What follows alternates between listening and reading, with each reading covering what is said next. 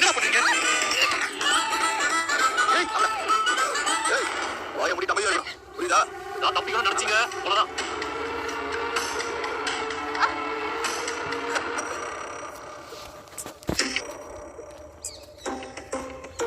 பெரிய சூப்பர்மேன் நினைப்பா உங்களுக்கு. வந்ததும் உங்களை அடிச்சு துவச்சிருக்கணும். அதை விட்டுட்டு இப்படி மாறி விட்டுட்டீங்க.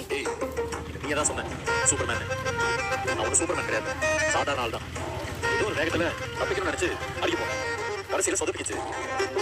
ஐயோ கொஞ்சம் அமைதியா இருங்களேன். எதுக்கு எங்கேயும் வந்து சண்டை போடுறீங்க? நீ பேசாம இருக்க.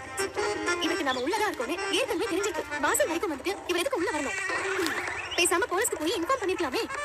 அதை விட்டுட்டு உள்ள வந்து கடைசியில இவ்வளவு பிரச்சனை பண்ணிட்டாரு. பாரு, உள்ள நீங்க இருக்கீங்கன்னு தெரிஞ்சதும் ஏதோ ஒரு எமோஷன்ல உள்ள வந்துட்டேன். அந்த நேரத்துல போலீஸ்க்கு சொல்லணும் தோணல, அவ்வளவுதான். தோணாது. பாரு, வெட்டியை பார்த்துட்டு இவ்வளவு தூரம் தேடி கண்டுபிடிச்சு வந்தா பாரு, என்ன சொல்லணும்? சரி, தெரியாம கேக்குறேன். வெட்டி கபோர்ட்ல இருந்ததை பார்த்துட்டு எடுத்தியே, அதை காட்டி என்கிட்ட ஒரு வார்த்தை கேட்டியா? மடக்கி அப்ப எங்க இருந்தீங்க, இப்ப எங்க இருந்தீங்கன்னு கேள்வி கேட்டிய ஒழிய வெட்டியை பத்தி எதுவும் கேட்கவே இல்லை. அதை பத்தி நீங்க எதுவுமே சொல்லவே இல்லையே. வாங்கிட்டு வந்து ஜமுக்கமா ஒளிச்சு வச்சிருந்தீங்க. அதான் நானும் எதுவும் கேட்கல. ஆமா, உங்களை யார் இங்க வரைக்கும் வர சொன்னது? அதுக்கும் காரணம் நீங்க தான். பொய் மேல பொய்யா சொல்லிருக்கீங்க. அது என்னன்னு கண்டுபிடிக்கதா இவ்வளவு தூரம் வர வேண்டியதா போச்சு. பாரு, பொய் அதுன்னு சொன்னேன், அவ்வளவுதான் சொல்லிட்டேன். வர உன் டார்ச்சர் தாங்க முடியலமா?